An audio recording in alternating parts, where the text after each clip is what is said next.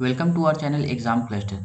इस वीडियो में मैं आपको बताऊंगा कि अगर आपको दिल्ली में पोस्टिंग चाहिए, जैसे कि अगर आप CHSL एग्जाम क्वालिफाई कर लेते हो, उसके बाद जब आपसे पोस्ट प्रेफरेंस मांगा जाएगा तो उसमें आपको क्या भरना है जिससे कि आपको दिल्ली में पोस्टिंग मिल जाए।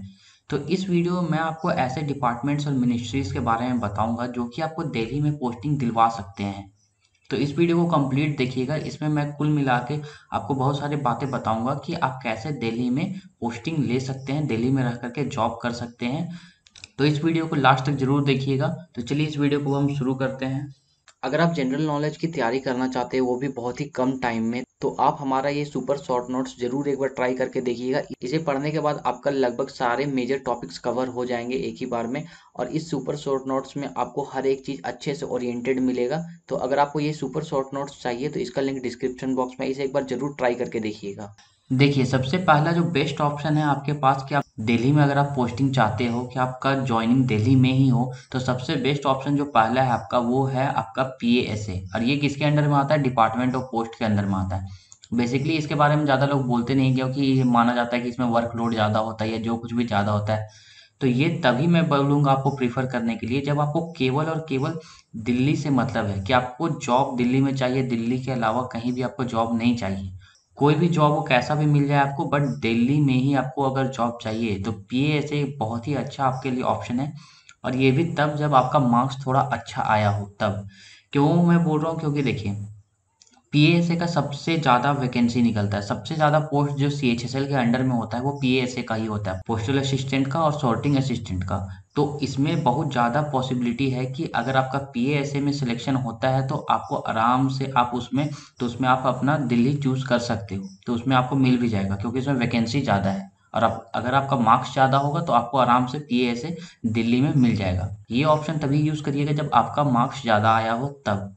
तो समझ में आ गया कि अगर आपको केवल दिल्ली में पोस्टिंग चाहिए, इससे कोई फर्क ना पड़े कि जॉब कैसा हो, तो आप PASA आपके लिए एक बहुत ही अच्छा ऑप्शन है अगर आपका मार्क्स अच्छा है तब। अब चलिए अब हम शुरू करते हैं लिस्ट अपना। सबसे पहला जो है वो है directorate general of health services. देखिए, इसमें अगर आपका ज्वाइनिंग होता है तो आपको लॉन्ग टाइम लाइफ आपको दिल्ली में ही रहना पड़ेगा। जैसे कि आपका इसमें सिलेक्शन हो गया directorate general of health services में, तो इसमें क्या होगा कि आपका मेडिकल ट्रीटमेंट वगैरह फ्री होगा। जितने भी गवर्नमेंट हॉस्पिटल्स हैं दिल्ली के अंडर में, दिल्ली गवर्नमेंट या स्टेट सेंट्रल गवर्नमेंट के अंडर में जितने भी गवर्नमेंट हॉस्पिटल्स हैं उनमें आपका फ्री में सारा ट्रीटमेंट होगा। इसका वर्किंग इन्वायरमेंट भी बहुत अच्छा होता है और इसमें कुछ करना नहीं, इसका डेस्क जॉब होता है। तो फर्स्ट नंबर पे जो है वो है directorate general of health services.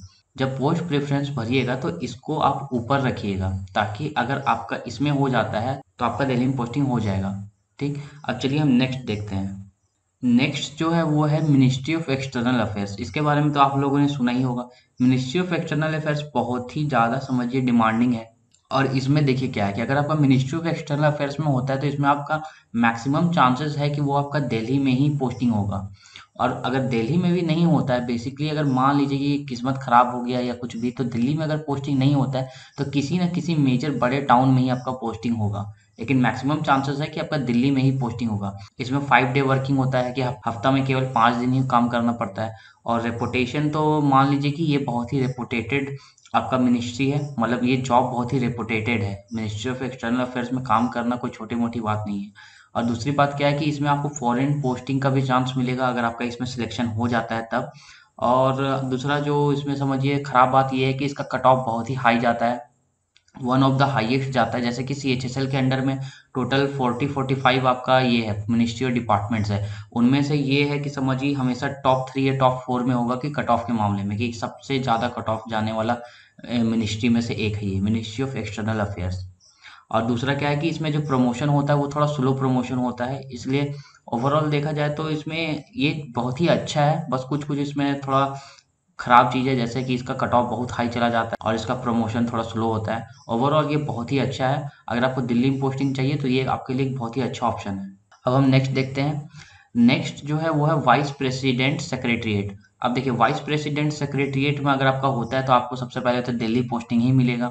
और उसके बाद क्या है कि इसमें भी आपका 5 डे वर्किंग होता है कि 5 दिन का काम होता है, आपका हफ्ता में 5 दिन काम करना है। और वाइस प्रेसिडेंट सेक्रेटरीट का जॉब एक बहुत ही हाई रेपुटेशन वाला जॉब है, क्योंकि आपको पता है कि आप वाइस प्रेसिडेंट के ऑफिस में काम करिएगा। वाइस प्रेसिडेंट के ऑफिस में अगर आपको काम मिलता है, अंडर में काम मिलता है, तो ये एक बहुत ही हाई रेपुटेशन वाला जॉब है ये।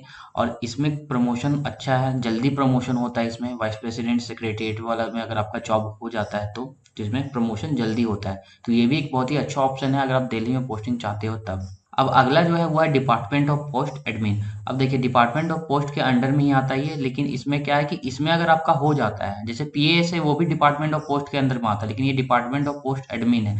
इसमें अगर आपका सिलेक्शन होता है तो आपको फिर दिल्ली में ही लॉन्ग लाइफ पोस्टिंग मिलेगा।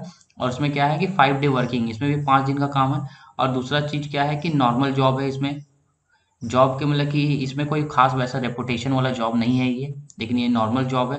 और इसका प्रमोशन भी स्लो होता है, बट फिर भी अगर आपको केवल दिल्ली में पोस्टिंग चाहिए तो ये भी आपके लिए एक बेस्ट ऑप्शन है। तो पोस्ट प्रेफरेंस में अगर आप इसे भी रखिएगा तो ये बहुत ही अच्छा है कि अगर आपको ये भी मिल जाता है तब भी आपको दिल्ली में पोस्टिंग मिल जाएगा। अब चलिए हम नेक्स्ट देखते हैं। नेक्स्ट है AFHQ, armed forces headquarter. Armed forces headquarter.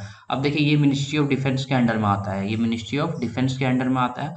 और इसमें भी अगर आपका सिलेक्शन हो जाता है तो आपको दिल्ली पोस्टिंग मिल जाएगा। AFHQ में भी अगर आपका सिलेक्शन हो जाता है तो आपका दिल्ली पोस्टिंग आपको मिल जाएगा। तो पोस्ट प्रेफरेंस में इसे भी आप ऊपर ही रखिएगा ताकि इसमें ज़्यादा चांसेस हो आपका सिलेक्शन होने का। और दूसरा जो इम्पोर्टेंट बात है कि इसका जो वर्किंग इन्वायरमेंट है बहुत ही डिसिप्लिन्ड है।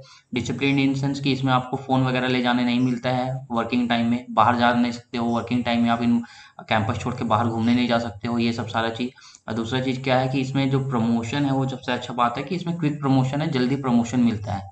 AFHQ, तो ये भी एक अच्छा आपके लिए चॉइस है अगर आप दिल्ली में रह करके जॉब करना चाहते हो तब।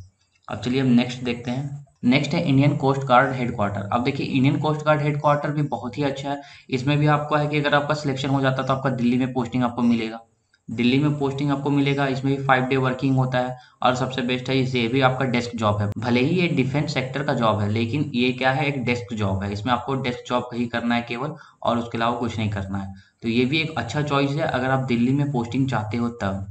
आप लोगों ने ये 6 ऑप्शंस देख लिए जो कि आपको दिल्ली में पोस्टिंग दिला सकते हैं। अगर इन 6 में से किसी एक में आपका हो जाता है सिलेक्शन तो आपको दिल्ली में पोस्टिंग मिल जाएगा।